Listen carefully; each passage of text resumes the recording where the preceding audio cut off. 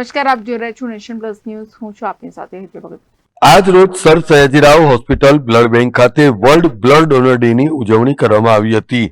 અત્રે નોંધનીય છે કે તારીખ 14મી જૂનના રોજ સમગ્ર વિશ્વ એ રક્તદાતા દિવસ તરીકે ઉજવે છે, જેના ભાગરૂપે તમામ રક્તદાતાઓએ બ્લડ બેંક ખાતે ડોનર્સ એસોસિએશન દ્વારા બ્લડ ડોનેટ કરવાનો લાવો લીધો.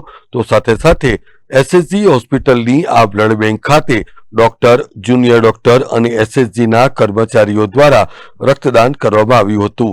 આ પ્રસંગે 200થી વધુ ડોનર્સને સ્વાગત પણ કરવામાં આવ્યું હતું.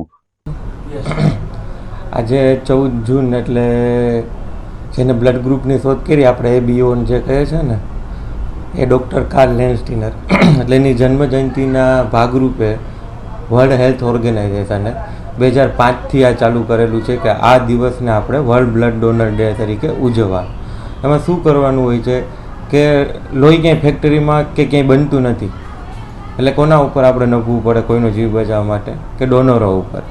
તો એ ડોનરને આપણે બીજું તો કંઈ પ્રલોભન કે કંઈ આપી નથી શકતા, કેમ કે નહીંતર પછી એ લોહીની સેફટીના ક્વેશ્ચન ઊભા થાય છે. એટલે એ લોકોને મોટિવેશન કરવા માટે થઈને આ દિવસની ઉજવણી કરીએ. એટલે આ દિવસે એ લોકોનું આપણે જેટલા ડોનર હોય, ડોનર કેમ્પ ઓર્ગેનાઇઝર હોય, એનું આપણે આ દિવસે બોલાવી અને સન્માન કરીએ છીએ, જેથી કરીને પ્રોત્સાહિત રહે અને બીજા લોકોને પણ મોટિવેટ કરે કે લોહી ગમે ત્યાં આજુબાજુમાં જે કંઈ પણ લાયસન્સ બ્લડ બેંક છે ત્યાં આવીને ડોનેટ કરે. અને એટલે આજે એ દિવસની આપણે એ ભાગરૂપે આજે આપણે ઉજવણી કરી અને આશરે એસએસજી બ્લડ સેન્ટર અને એસએસજી હોસ્પિટલમાં લોહી આપતા જેટલી સંસ્થાઓ છે એ 125 જેટલી છે, એ લોકોને આપણે આજે સન્માન કરવા માટેનો કાર્યક્રમ આજે રાખેલો છે. Bureau report, Nation Plus news, Vadodara. સમાચારોના સતત અપડેટ મેળવવા માટે અમારી નેશન પ્લસ ન્યૂઝની યુટ્યુબ ચેનલને સબસ્ક્રાઇબ કરો, બેલ આઇકન દબાવો અને જોડાયેલા રહો ફેસબુક, ઇન્સ્ટાગ્રામ અને ટ્વિટર પર.